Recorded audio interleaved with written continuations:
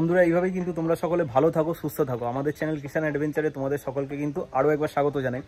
আজ কিন্তু হাজির হলাম দীঘাতে যারা সাইট সিন করতে চাইছো সেখানে কীরমভাবে কি প্রাইস রয়েছে আর কত সময় লাগতে পারে বা কোন কোন জায়গায় নিয়ে যায় সেই সমস্ত কিছু কিন্তু তোমাদের ইনফরমেশান দেবো। তার সাথে কিন্তু আজকে দুটো এক্সট্রা হোটেলেরও ইনফরমেশান দেবো, যে সেখানে থাকলে কীরকম কী চার্জ, সেশন অফ সেশানে কীরকম কী চার্জ আছে সেই সমস্ত কিছুই দেবো। তো স্কিপ না করে ভিডিওটা দেখতে থাকো।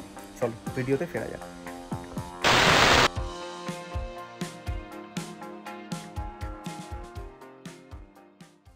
আচ্ছা, আপনাদের এসি নন এসি কিরকম? এসি দেখুন শনিবার তো একটু রেট হাই থাকে, বাট নর্মাল রেট হচ্ছে এসি হচ্ছে 1300 টাকা, নন এসি হচ্ছে 800 টাকা। এসি 1300 টাকা, ওটা তিনজনের মানে 3 জন বা 4 জন। এবার হাজব্যান্ড ওয়াইফ, কারোর 2টো বাচ্চা আছে, কারোর একটা বাচ্চা আছে, ওরকম ভাবে। আচ্ছা, আর আপনাদের তো তাহলে বড় রুম তো মনে হয়? বড় রুম আছে। রুমটা কিরকম? বড় রুম নন এসি, এসি নেই। বড় রুম নন এসি দাম হচ্ছে 1350 টাকা। মোটামুটি 8 জন থাকতে পারবেন। দুটো 6x7 খাট আছে, দুটো বাথরুম আছে, দুটো ব্যালকনি আছে। কিন্তু সমস্যা একটাই আছে, ফ্যামিলি ছাড়া আমরা ফ্যামিলি ছাড়া অ্যালাউ করি না। আচ্ছা, তো এবার স্কুলে যতজন, এবার কেউ ফ্যামিলি নিয়ে আসবে, কেউ নর্মাল আসবে, এরকম মানে না, আমরা ফ্যামিলি ছাড়া একদম অ্যালাউ করি না। আচ্ছা, আপনাদের চেক আউট টাইমটা সকাল 9:30। 9:30টার সময় মধ্যে ছেড়ে দিতে হবে। আর চেকিং এর কোনো টাইম নেই? চেকিং তো আপনি 9:30 থেকে শুরু হলো। সকাল 9:30, মানে আজকে সকাল 9:30 থেকে কাল সকাল 9:30 হচ্ছে একদিনের ভাড়া। এবারে আপনি যদি রাত্রেবেলাও ঢোকেন, এবারে ব্যাপারটা হচ্ছে ধরুন আমরা ওখান থেকে ভোরবেলা যে আসছেন সেটা কেউ ভাড়া নেয় না। হ্যাঁ, ওটাই আমি বলছি। আপনারা এখানে 6টা 6:30টায় ঢুকে যদি রাত 12টার সময়ও ঢোকেন একদিনের ভাড়া ধরা হবে সকাল 9:30 অবধি। ভোরবেলা যখন ঢুকবেন তখন ভাড়া ধরা হবে। হ্যাঁ, ওটাই আমি জানতে চাইছি। তখন করে দেওয়া। ঠিক আছে দাদা, থ্যাংক ইউ। ভালো লাগলো কথা বলতে। আমরা সাইট সিনের জন্য যাই উদয়পুর, তালসারি, চন্দনেশ্বর মন্দির, রাধাকৃষ্ণ মন্দির, উড়িষ্যা বর্ডার, কাজু উদ্যান সব মিলিয়ে আমরা 600 টাকা নিই। আর মন্দারমণি গেলে আপনার 3টে বিচ, একটা মন্দির আর মেরিন ড্রাইভ মোহানা, এটা 1250 টাকা পার্কিং সমেত। এটা একদিনে ঘুরলে সকাল থেকে সন্ধ্যা পর্যন্ত ওই দুপুরের মধ্যে হয়ে যায়, নাহলে যদি পার্টি লেট করে বেরোয় একটু সন্ধ্যার দিকে হয়ে যায়। আর মানে টোটাল যেটা বললেন ঘোরাবেন ওটা একদিনের মধ্যে ওটা হয়ে যায়। তাহলে দুটো যদি একসঙ্গে কেউ ঘুরতে যায় তাহলে মোটামুটি রেট কি ওই একসঙ্গে একই রেট থাকে? হ্যাঁ, ওই মানে একসঙ্গে গেলে আপনার 1800-র মধ্যে হয়ে যাবে পার্কিং সমেত। না হলে মানে একটা জায়গা ঘুরলে হয়তো 600, একটা 1250। আর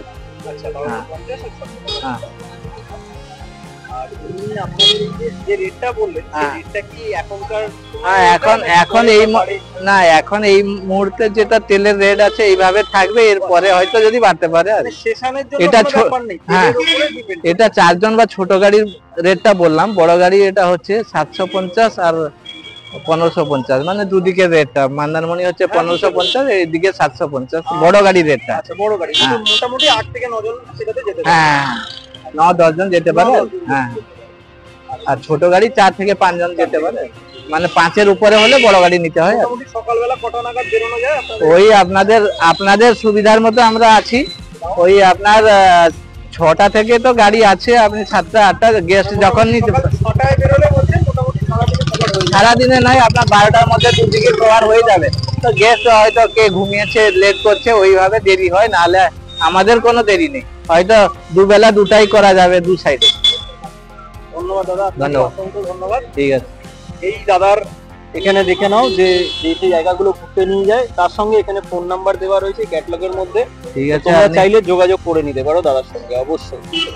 বন্ধুরা, কলকাতা টু দীঘা আমরা একদিনের যে সুন্দর ট্যুর করলাম, সেই ট্যুরে কিন্তু আমরা যতটা পারলাম পার্ট বাই পার্ট তোমাদেরকে সব ইনফরমেশান দেওয়ার চেষ্টা করলাম। তো আশা করি এই ইনফরমেশানটা তোমাদের খুব কাজে দেবে। তো এইভাবে আমাদের সঙ্গে কিন্তু পাশে থাকো, আর এইভাবেই কিন্তু ভিডিওগুলো আমাদেরকে যেভাবে ভালোবাসা দিচ্ছ প্রত্যেকে প্রতিনিয়ত, সেরকমভাবেই আমাদের কিন্তু সাপোর্ট করতে থাকো। আর যারা প্রতিনিয়ত আমাদের কমেন্ট করছো তাদেরকে কিন্তু অসংখ্য ধন্যবাদ আমাদেরকে এই চ্যানেলটাকে এইভাবে এগিয়ে নিয়ে যাওয়ার জন্য। আর চ্যানেলে যারা নতুন তারা অবশ্যই একটা সাবস্ক্রাইব করে যেও। আর এইভাবেই যেরকম দাদা বললো সেই রকমভাবেই আমাদের পাশে থাকো। এই ভিডিওটা আমরা এখানেই শেষ করছি, যাওয়ার ভিডিও আর দেখাচ্ছি না। তো তোমরা সবাই ভালো থাকো, সুস্থ থাকো। চলো। টাটা। হাজির হবো আবার একটা নতুন উপস্থাপনা নিয়ে।